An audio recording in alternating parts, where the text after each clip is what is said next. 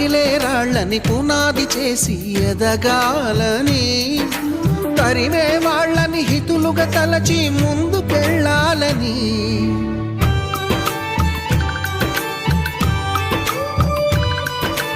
కన్నుల నీటిని కలల సాగుకై వాడుకోవాలని, కాల్చే నిప్పుని ప్రమిదగా మలచి కాంతి పంచాలని, గుండెతో ధైర్యం చెప్పెను, చూపుతో మార్గం చెప్పెను, అడుగుతో గమ్యం చెప్పెను. నేనున్నానని